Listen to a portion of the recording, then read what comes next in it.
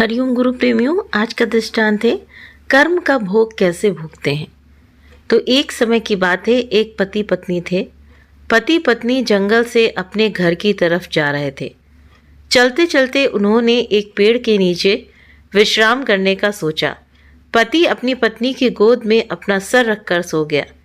तभी वहां पर एक योद्धा आया। योद्धा भी विश्राम करने के लिए पास वाले पेड़ के नीचे बैठ गया। पत्नी उस योद्धा से कहती है, मैंने कभी अपने जीवन में तलवार नहीं देखा।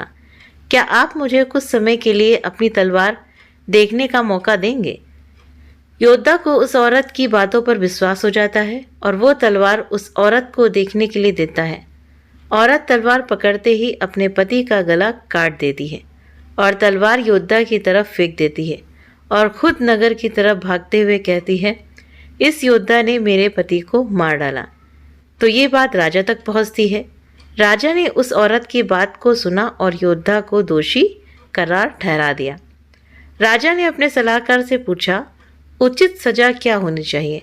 तो जो उनके राजा के सलाहकार थे उन्होंने कहा, महाराज, इस योद्धा ने अपनी तलवार से औरत के पति की हत्या की है, तो इसकी दोनों बाजुओं को काट देना चाहिए ताकि वो कभी तलवार ना चला सके।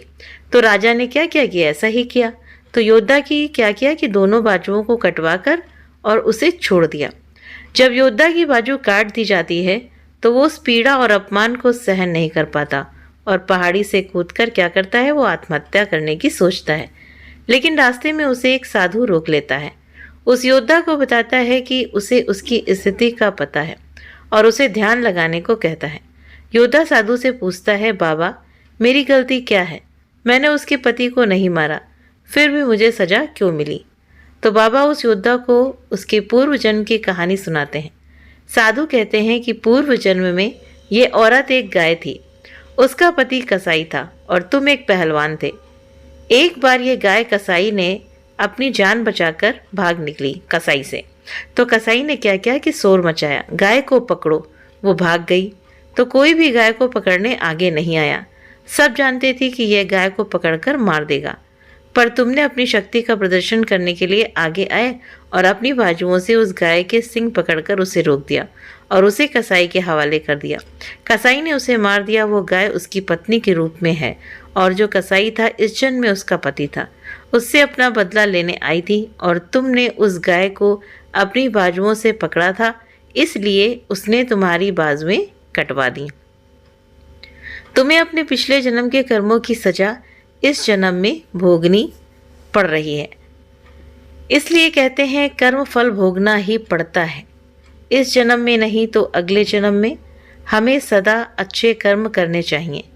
जैसे जिसकी सोच वैसे उसके कर्म, जैसे जिसके कर्म वैसे उसके फल। तो कर्म का फल तो बहुत ही ज़्यादा विशाल होता है। जैसे आप बैंक में देखिए, इस कहानी से हमें ये शिक्षा मिलती है कि कर्म का जो फल है, जैसे ब्याज दर ब्याज मिलता है। तो जैसे बैंक में आपने कोई पैसा जमा किया है तो उसका ब्याज आपको मिलता है ना, तो ठीक इसी तरह से जो हमारा कर्म होता है, अगर हमने एक गुनाह किया है तो उसका ब्याज दर बढ़ता चला जाता है, बढ़ता चला जाता है। और अगर जिस जन्म में आपने पाप किया है उस जन्म में अगर कट गया तो कट गया, नहीं तो फिर आपको अगला जन्म लेकर के इस धरती पर मृत्यु लोक में आना पड़ेगा और आपको वो कर्म काटना ही काटना पड़ेगा। इसलिए कहते नहीं कि कर्म प्रधान विश्व रचि राखा, जो जस बोवे सो तस फल चाखा। जिस प्रकार हम कर्म करते हैं उसी प्रकार हमें फल भोगना पड़ता है।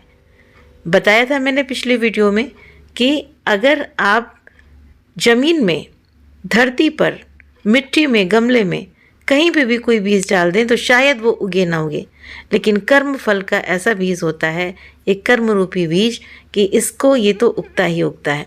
इसीलिए गुरु समझाते हैं कि अपने बीज को या तो आप भून डालो या तो फिर आप उसको उबाल डालो। उबालने के बाद में, भूनने के बाद में जो बीज होता है वो कभी जमता नहीं है। तो इसी तरह से करके अपने कर्मों के खातों को हमें हटाना है। आप नेक कर्म करिए, अच्छे कर्म करिए, बुरे कर्म कभी भी मत करिए। जैसे किसी को सताना, किसी को परेशान करना, किसी का चोरी करके रखना, ये सब भी कर्म होता है। और गुरु कहते हैं कि कर्म तुम्हारे मन से भी बनता है, आँख से बनता है, मुख से बनता है, तुम्हारी इंद्रियों से भी बनता है। तो इसलिए बहुत संभल संभल कर हमें अपने कर्म करने हैं। हरि ओम तत्सत।